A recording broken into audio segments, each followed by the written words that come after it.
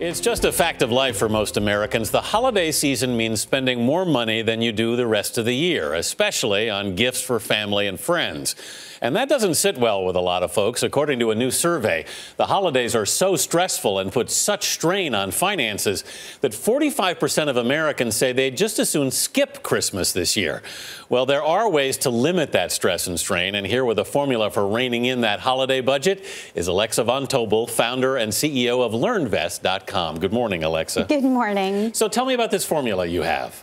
So at LearnVest, one of the things that we love when we talk to people about their money is the 50-20-30 rule, which is whatever money that you take home, the cash that you actually take home every single month, right. 50% or less should go to your essentials. That's room and board, groceries, getting to and from work. 20% needs to pay for the future. And then 30% is the lifestyle choices, all the decisions that you get to make for the fun stuff. So let's break this down a little further. How much should you expect to pay for each person on your list? So what we like to have you think of is about 5 to 20% of your take-home pay can go towards the holidays.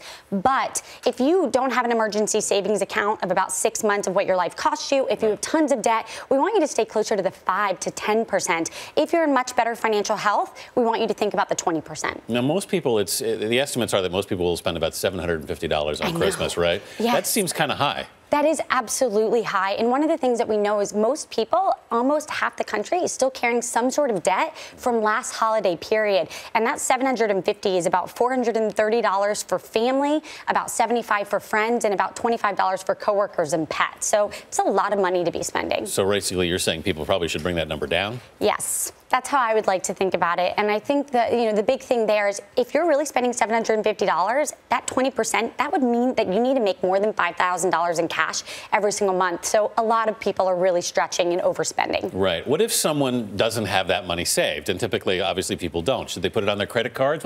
So the way that I really like for people to go about spending during the holidays is, number one, cash is always smart, right? That means you're only spending what you really have. But we love credit cards. If you are responsible, they can give you points back, cash back, and even some sort of insurance.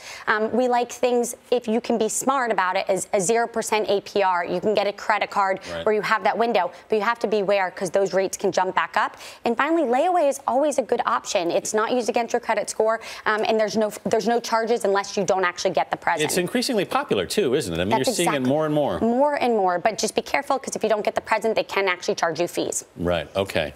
Now, if someone, if you're having a little trouble this year, how do you get ready for next year so you're not in the same situation? Yeah, so what we always say at LearnVest is start saving early. So I always think about the holidays starting in more like May. I start putting some money aside so I know I have it. But then finally, really sit down and make a list. What do you really need to buy? And carry that list with you. And if you get started early in the summer, you can actually get some of those great winter presents that are on clearance. And I think that's always the best key is just get started early. So look for the bargains all year long? Look for the bargains all year long. Alexa von Tobel, thanks so much for being with us this morning. Thank you so much. We appreciate it. I appreciate it.